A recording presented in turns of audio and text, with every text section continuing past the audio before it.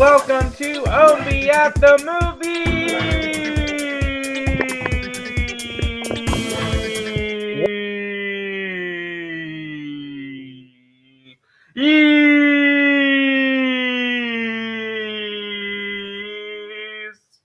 Hi, I'm your host, Chad Ownby. Welcome to another episode of Ownby at the Movies. Today we are talking about 42, the Jackie Robinson story. Disclaimers that we always give so that I can analyze the movie as much as possible for me. Every single episode of Ownby at the Movies has the movie completely spoiled. So if you have not seen 42 and would like to see the movie before you listen or watch the podcast, go ahead and pause now. I do highly recommend everybody see this movie. It is rated PG-13 because in order for it to be authentic to the horrible, terrifying, racist experience that Jackie Robinson experienced, they had to use very, very inappropriate and very hateful, prejudiced language in the film. But so as such, it is rated PG-13. But again, if you're going to watch that, go ahead and pause this now and then come on back. Okay, I'm assuming you're here because you have either seen 42 or you're okay not having seen it before we discuss the movie today. So 42 was came out in 2013. It was directed and written by Brian Helgeland. And it stars the legendary Chadwick Boseman as Jackie Robinson. 42, if you did not know, refers to Jackie Robinson's number that he played for the, at time, Brooklyn Dodgers, as opposed to the Los Angeles Dodgers now. They were, for those of you that don't know any of the history, or a little at least of the history of baseball, the Dodgers were in Brooklyn for a long time before they were in, before they were in LA. So as the movie happens, in Brooklyn, the general manager for the team, the Brooklyn Dodgers, name was Branch Rickey. Branch Rickey is also famous for kind of creating the minor league farm system for Major League Baseball. But Branch Rickey, played by Harrison Ford, wants to be the first to integrate baseball, to allow African American players to play in the major leagues alongside white players. So Jackie Robinson is the first player to do this. So I kind of want to unpack this a little bit. A, how the movie is done, and B, how the movie is done, and B, real world reactions to this, as at least the way the characters were portrayed in the film. So the movie is a very well done movie, as far as the way it really hits at your heartstrings and really uses baseball as a backdrop to explain the importance of what Jackie Robinson did. There were a bunch of really great moments in this movie as far as, whenever Jackie Robinson hit like a home run, he wasn't, I love the symbolism there. If every time he stole a base or every time he hit a home run, he was, he was doing a lot to really do more than just play baseball. He was using these things to make points about people's racism, and he was playing baseball, and by playing baseball, he was actively overcoming said racism. So, for example, he was using the racism of the players against them while he, was running the bases in the movie. In the movie, when he's running the bases and he's his presence is so distracting to the pitcher because he cannot get over the fact that there's a black player playing with them. So the pitcher is completely distracted and is unable to really focus on pitching, and thus he steals every single base.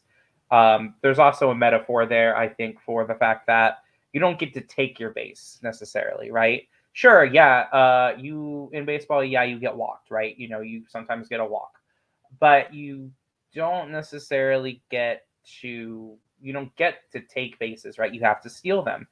You're not given bases, you have to take them.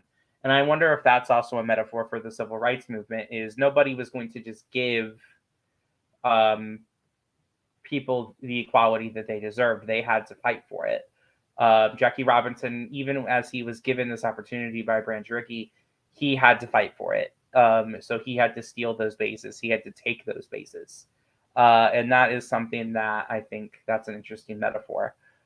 Um, Also, the quickest way for him to silence all the racist players, all the racist coaches, was to just hit a home run. And I think that also, again, being good at what you do is an incredible way to, basically show and demonstrate that people shouldn't be judged based on their color of their skin or any other metric that like that. People should be treated fairly and equally, and I think we can all kind of agree with that, hopefully. Another point I want to hit on is the use of children in this movie. There's two instances, really three instances of children in this movie that I think are really important. One of which was the kids looking up to Jackie. At first, it's the black kids in Brooklyn.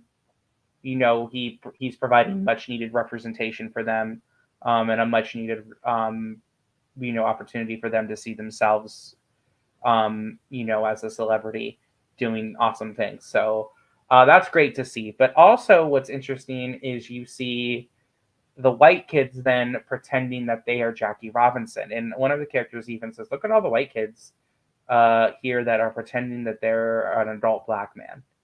And it reminded me of another character that Chadwick Boseman played, Black Panther, who was just universally acclaimed in this amazing performance in that. And then I remember we had, you had white children dressing up as T'Challa for Halloween. I think that it's an interesting parallel. I'm not getting into the debate over whether or not that was appropriation or not. That is not for me to say. The other way children are used is in a really heartbreaking, sad way, in my opinion, but very, very, very powerful moment. I believe they're playing in Cincinnati. The Dodgers are playing in Cincinnati, and there's a dad who is there with his son, and the son is just getting into the game, cheering for different players. I believe he's excited to see Pee Wee Reese. Very excited to see the players. Jackie Robinson comes to the field. Nobody really, the kid doesn't really seem to care either way. He just is kind of just staring at Jackie Robinson. Then his dad starts spewing out racial slurs, and the kid looks at his dad, and then you see him before your very eyes transform into a racist monster. You see him transform and start saying horrible things to Jackie Robinson as well. Right in front of our very eyes, we see this innocent child lose his innocence right in front of us. And I think that that's very sad, but I also think that's a very important thing for us to see. So parents, caregivers, guardians, your words and your actions matter because you are shaping the lives of children. Children are not born hateful or prejudiced. It is a learned behavior. And for, this child to demonstrate that, I think was very important. He was not inherently racist towards Jackie Robinson until he saw that negative behavior. And what do you do when you see the negative behavior of someone that is your caregiver? Copy it, right? So I think that was a very powerful moment. The last thing I really want to discuss about this, I could go on and on and on and on and on. I want to discuss the role of Branch Rickey here. He's an interesting character, played by Harrison Ford. He's saying all the right things as far as, oh, I don't want to be a racist. Oh, I don't want to do, I don't want to have to live with the fact that I could have done more to help my college, my college friend that was black at Wesleyan that got bullied for being black.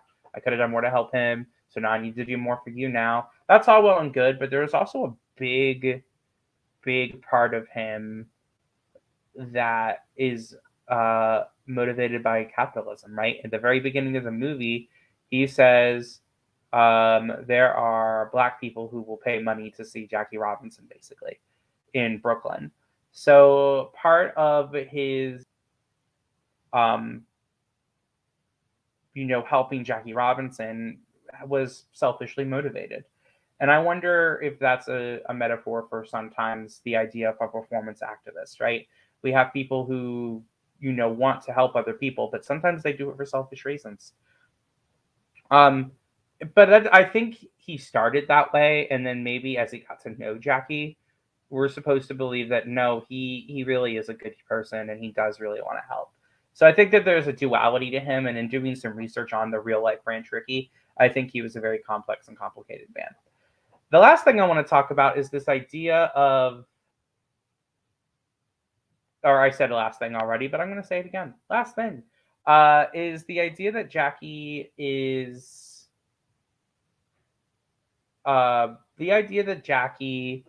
supposed to not fight back, right? When people are saying and doing these horrible things to him, he's told by everyone he has to just take it. And I think that that's pretty awful to see, and it's really heartbreaking because the people who are telling him he has to take it are the same people who aren't having to experience and cannot relate to what he is going through, cannot empathize with what he is going through, and they are telling him that he has to sit and take it. And that is very frustrating.